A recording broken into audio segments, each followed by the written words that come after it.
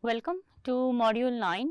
In this module, we will go through the computational structure for life cycle assessment. We will look at how we can include all the processes or the processes for our specific LCA, collect the LCI and then use matrix algebra to do our calculations. So, let us start with why do we need network analysis and life cycle assessment. We know that for determination of life cycle impact, for a certain process, we have to connect large number of connected systems. So, for example, if you are interested in calculating the impact of driving 1 mile, you can include the energy consumed in actual driving, which is the fuel combusted for 1 mile. You can also include the energy required to extract, refine and transport the fuel itself, which we call as the upstream energy consumption. We can also include the infrastructure construction energy requirement or also the maintenance and also the manufacturing of vehicle itself. So, we can keep on expanding, including more and more processes in our process LCA, and it becomes a large set of interconnected systems. So, and the indirect impacts which occur because of the upstream energy consumption can be huge. So, of course, we do not want to miss those. However, once the system becomes that large, manually doing the calculations of scaling every system is little challenging.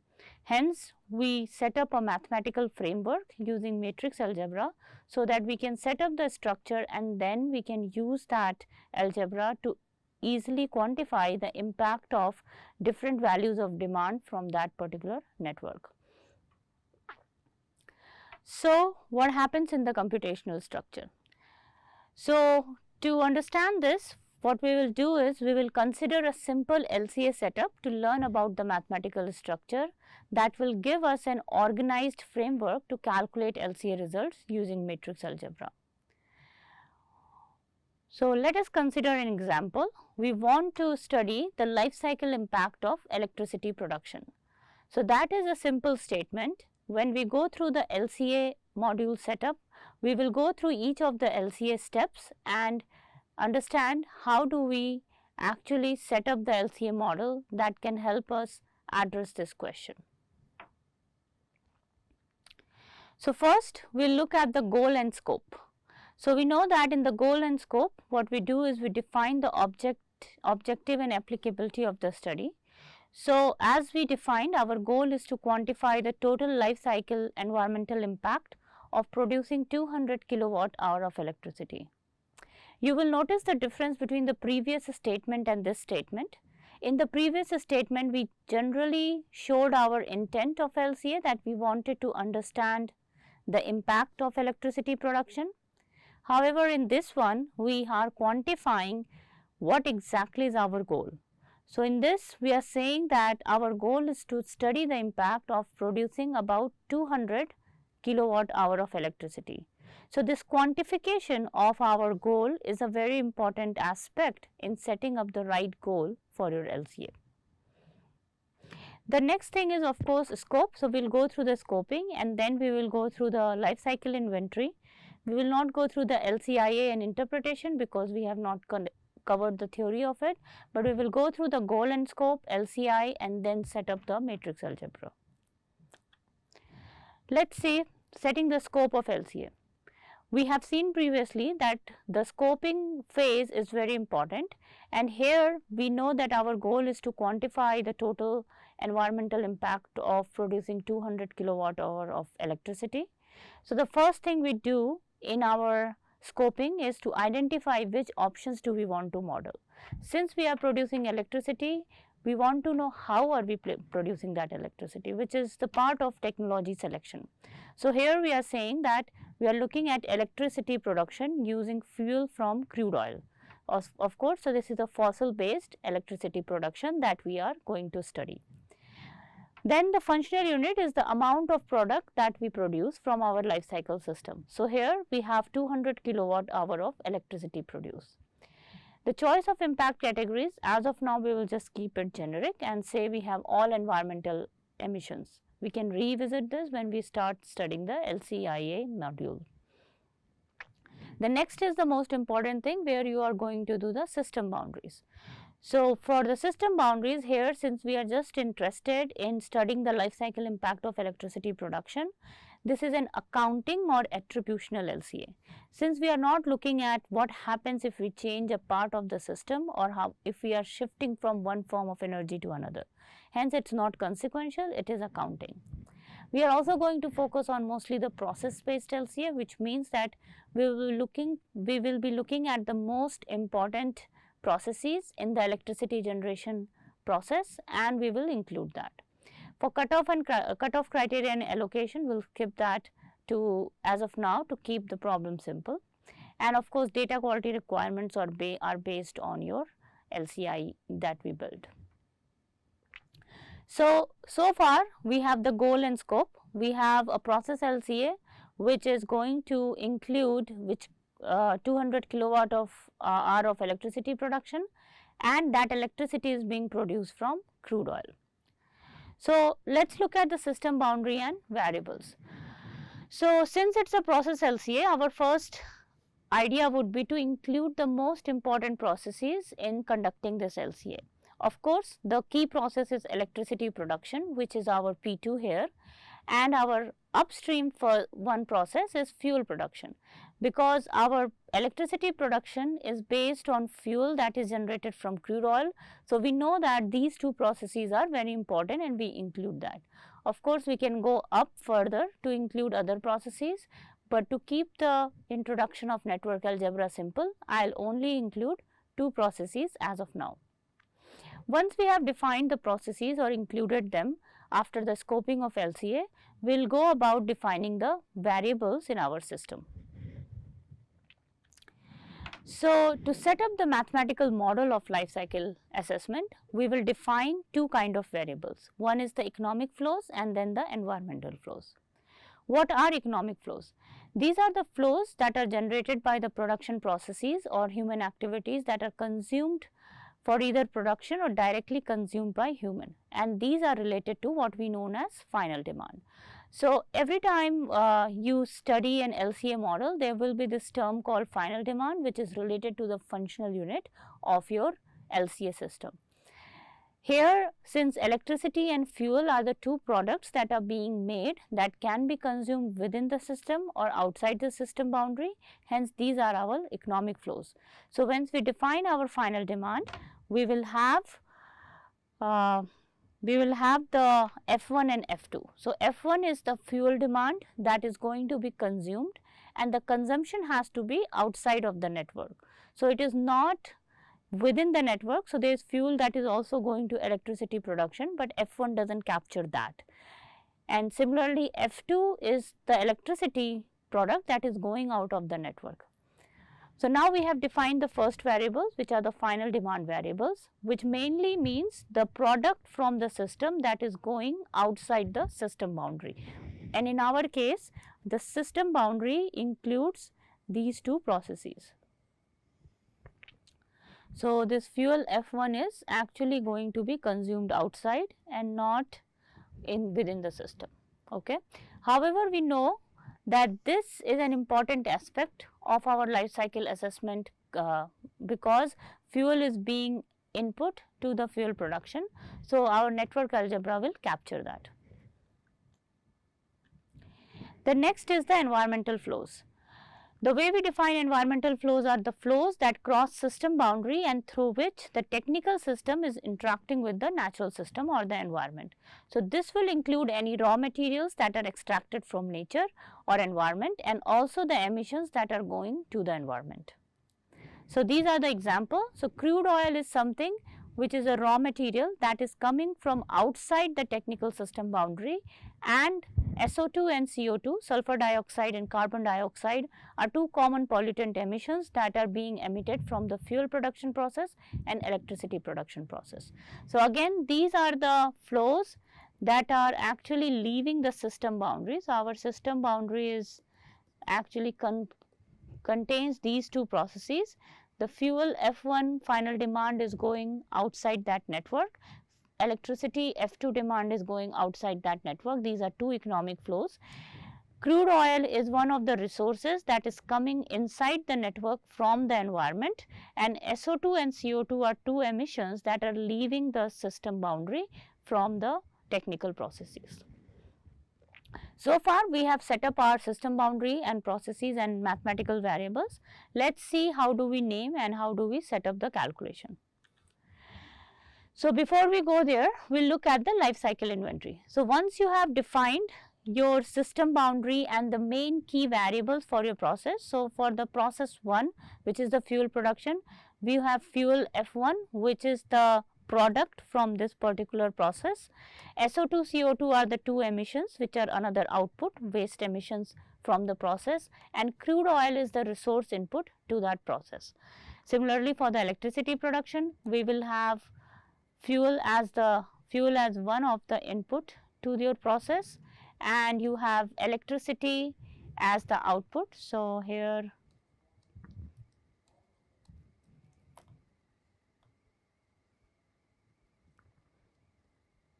fuel is one of the input to the process and electricity is the output.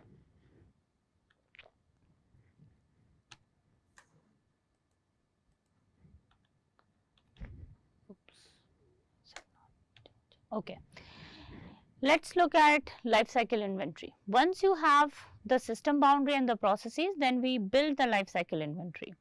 What happens in the LCI phase is we collect the data for each of the processes independently from whatever sources we get.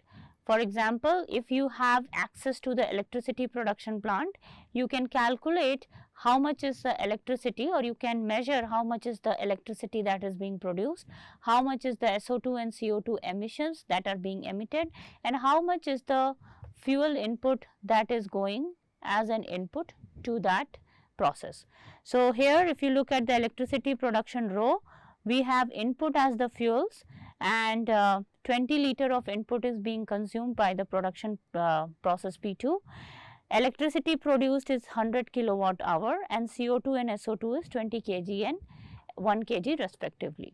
Similarly, for the fuel production, we can see that when we measure the plant or we get the data from sources, it is taking in 300 liter of crude oil as an input, it is making 100 liters of fuel as an output, and CO2 and SO2 is 12 kg and 60 kg. Okay.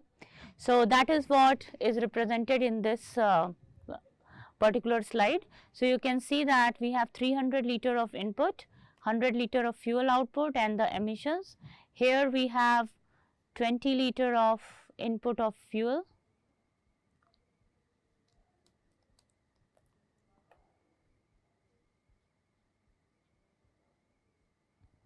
and electricity is 100 kilowatt hour. So remember that our goal was to quantify the impact of producing 200 kilowatt hour of electricity. However, when you collect data, your data will not actually be directly scaled to what our goal is. Hence, what we do is we would introduce a variable that we call as scaling factor. So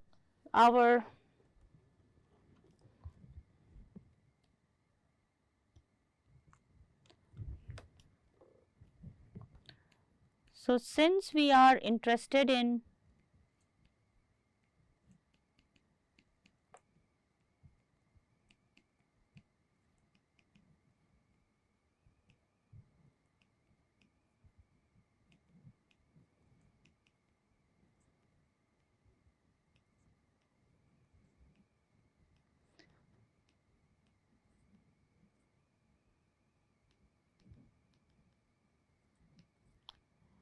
we want to scale the processes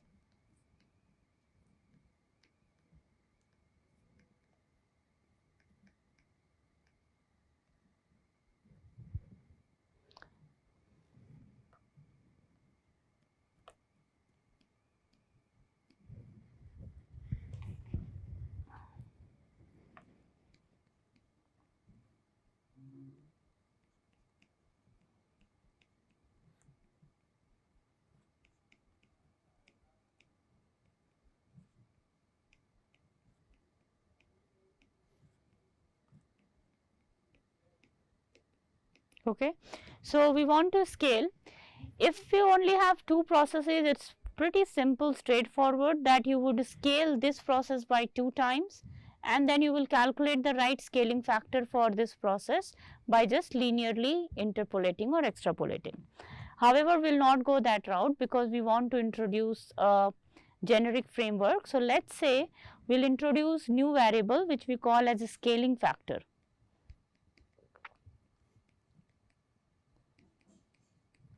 So, scaling factor S1 is the scaling factor required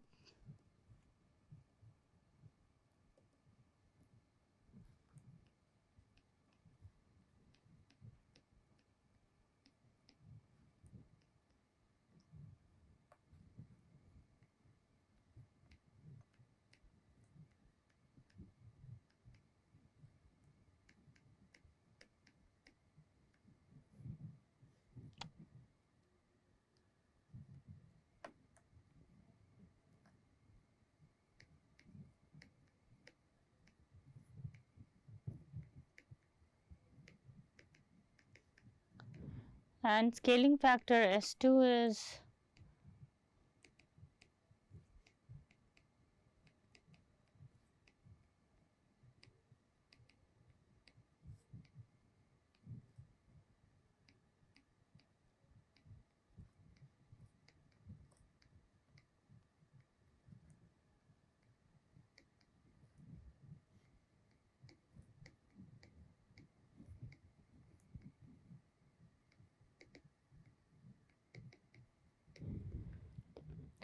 note that we are only interested in 200 kilowatt hour of electricity. We are not interested in production of fuel F1 for consumption outside the network. So, in that case, if we have to think about the F1 and F2, so our F1 will be equal to 0 and our F2 in this case is 200 kilowatt hour. F1 0 means that no fuel demand outside the network.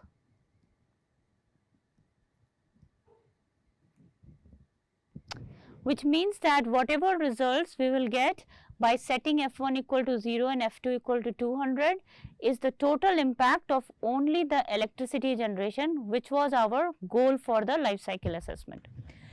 So, once we have the scaling factors, what we will do is we will write mass balances for different products so that we have equations to solve by substituting for scaling factors and the final demand, because what we want to calculate is we want to calculate these scaling factors for the given demand for the setup that we have. Okay. So, to do that we are mainly connecting these two network and our F1 and F2 is 0. So, let us write the mass balances.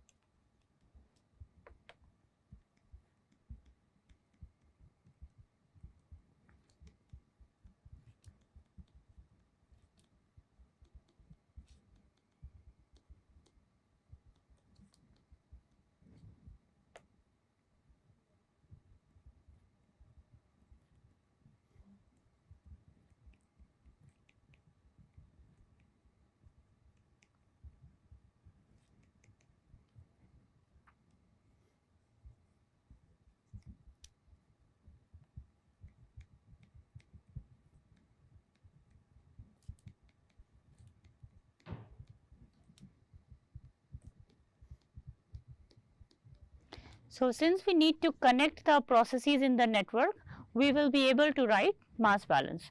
So, we will write the mass balance for each of the products. So, we have two products, fuel and electricity. So, we will write mass balance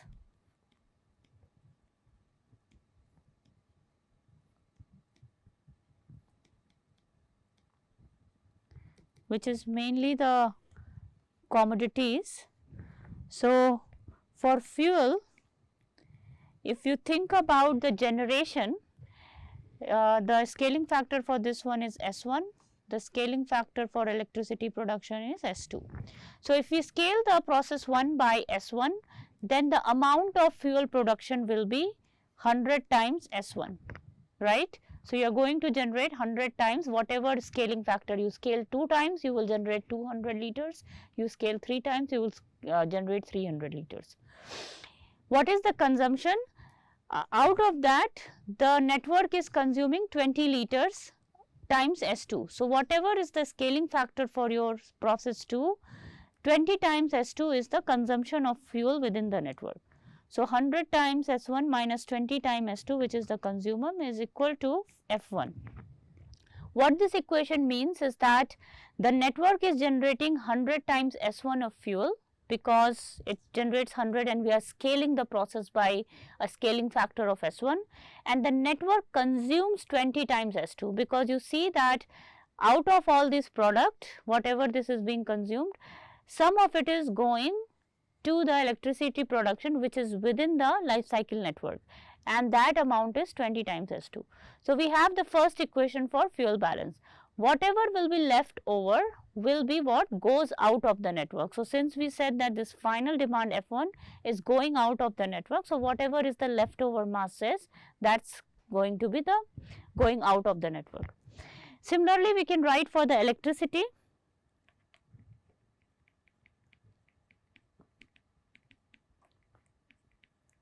So, for electricity we have production is 100 times S2. And in this network, you can notice that there is no consumption of electricity within the system. So, whatever we produce is going to be going to the final demand F2. So, this is our equation, which is mainly writing about the commodity balance, commodity production and commodity consumption within the network. So, it is a very simple linear model, but what it does, it captures the interconnections between all the processes in the network, and whatever is left over is what we are producing from that system. So, if you write it in the matrix form, I can write it as 100 minus 20, 0, 100, the scaling factor vector S1, S2, and that is equal to F1, F2. Okay. So, this is our first matrix representation for the life cycle network. We can call this network, this matrix is written as A, this matrix is S, and this is called F. So, this is our first equation that captures how do we need to scale our processes to generate a certain demand. Now, this matrix A is the most important matrix, because what that matrix does, this matrix is mainly capturing the interconnections between these two processes. What this matrix is telling me is that, so this is our row and these rows are our product. So, this is fuel and this is electricity. So, what it is saying is that the first process, fuel production, is making 100 units of fuel, and the second process, which is the electricity, that is consuming 20 units of fuel. What the second row is telling me is that there is nothing happening in terms of electricity consumption in the process 1, which is the fuel production, but the second process is actually consuming 100 units of electricity. So, we have AS equal to F, and your A is known as what we call as the technology matrix.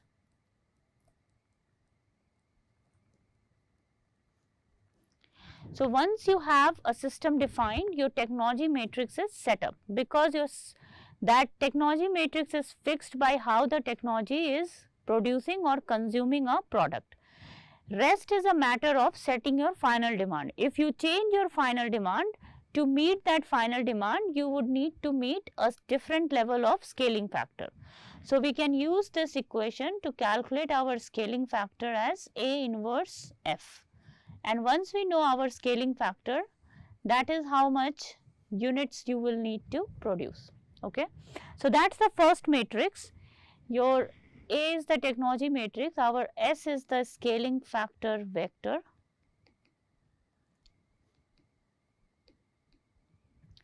and F is our final demand vector.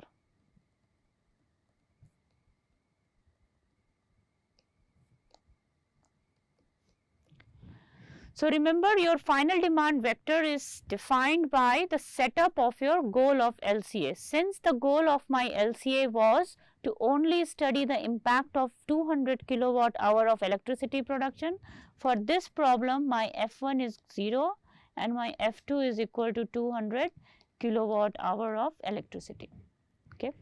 And the vector of F is going to increase by the number of commodities your network is generating. And similarly, the dimensions of your A matrix will increase as you include more and more processes in your LCA model. So that is the first equation. Next, we will see how we capture the environmental impact using this matrix format. Okay, so I'll go through calculations later, but let's first see the matrix format. So we have the equations to calculate the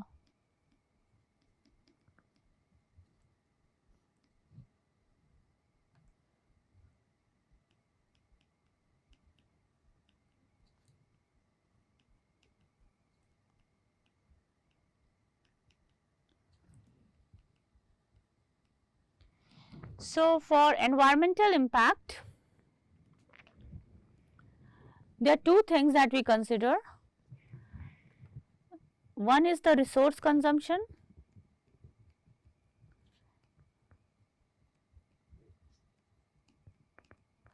and next is our emissions. So both of those are considered environmental impact because both of them are interaction of the technical system with the environmental system. So here if we go back to our system and the example, so you can see, so our resource consumption will be the crude oil and the emissions is SO2 and CO2. So let's write the equation for consumption of crude oil and also the equations for production of SO2 and CO2. So those are also very simple equations because the way we can write it is, so we have R crude, which is the crude oil consumption, is equal to minus 300 S1. That is from the first process which had 300 liters of crude oil consumption, and based on the scaling factor, how much you need to scale your system to meet the final demand for the goal of your LCA, you consume that much of crude oil. Then the CO2 emission is given by 60 times S1. So your first process will generate 60 times whatever scaling factor you use plus 20 times S2, which is the 20 times plus scaling factor of second process, and R SO2 is equal to 12 S1 plus 1 S2. Okay. So again we can write this in the matrix format as R crude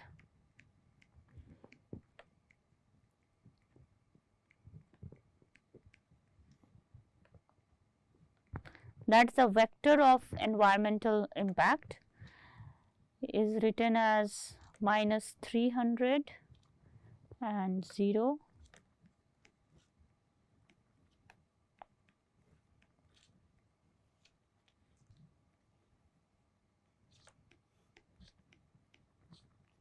Okay. So this is your 3 by 1 matrix vector and you have 3 by 2 and this is your 2 by 1. Okay. So you can check for the dimensional consistency of your matrix algebra that way. So what this is telling me here, this is your process 1 and this is the process 2. So this is telling me that your process 1 is consuming minus 300 or 300 liter of crude oil. It is generating 60 kgs of CO2 and 12 kgs of SO2. Your process 2 is not consuming any crude oil, but it is producing 20 kgs of CO2 and 1 kgs of SO2. And when they are multiplied by their respective scaling factor for your LCA, they give us the total resource consumption or total emissions for your network.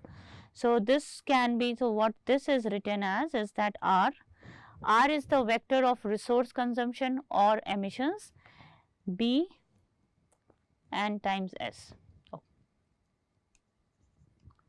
So, this matrix is called as B and this is S. So, your B is known as what we call as intervention matrix.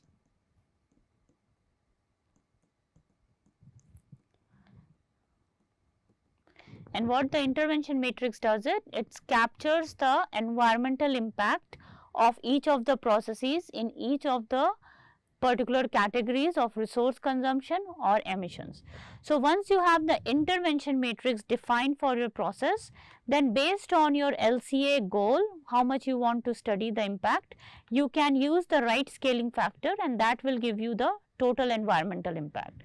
So, we can also substitute B scaling factor by A inverse F. So, that is from our previous slide. So, your R can be written as B A inverse F.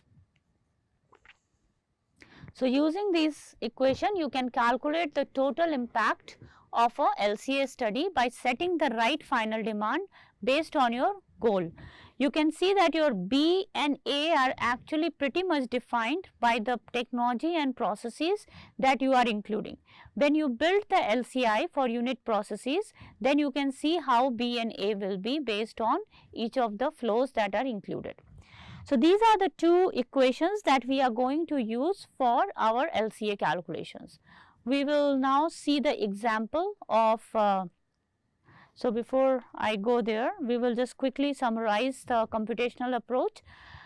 What we do is that we have large network of process LCA. For each of the processes, we include we basically collect all the data for the LCI.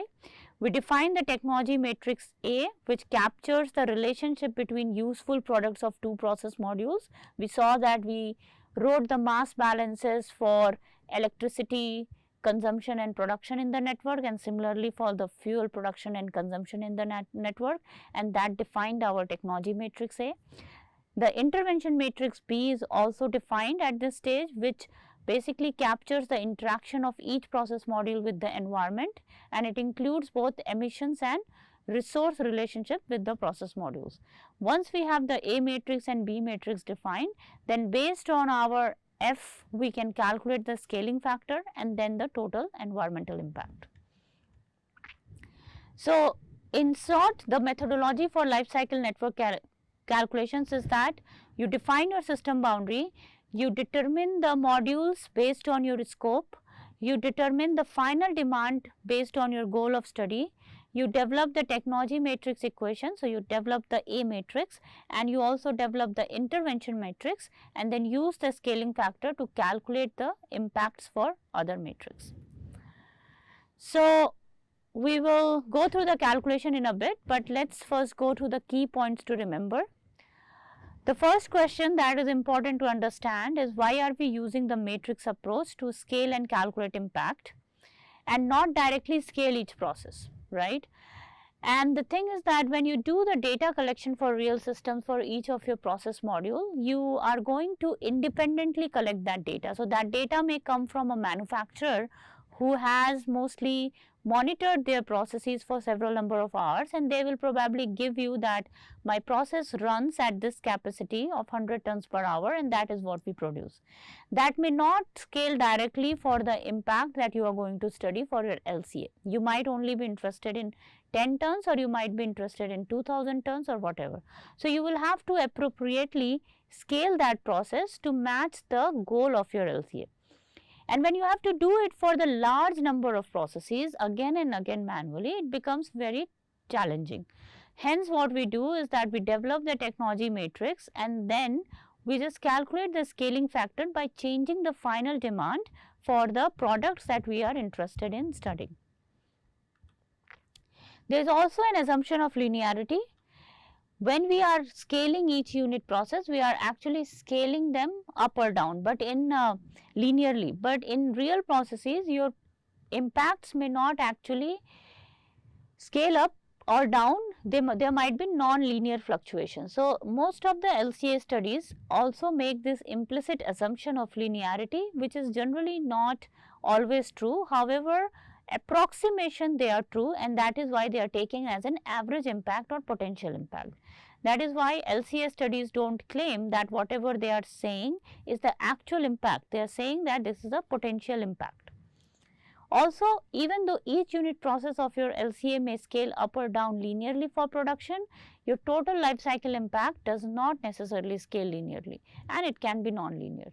So, whenever you are doing this network algebra for your LCA calculations, remember that this matrix approach is simply a convenient way of capturing the interconnections between large number of processes, and we are making this linear scaling, which is inherently an assumption in LCA calculations, but your actual world, real world impact may be more non-linear. But to start with the potential impact to study about the process is a good enough start to understand the real potential in improvement of the environmental impact. So, we will look into the example and then we will go to the next module where we will go on to more problems and solve some additional problems using the computational structure for this process LCA.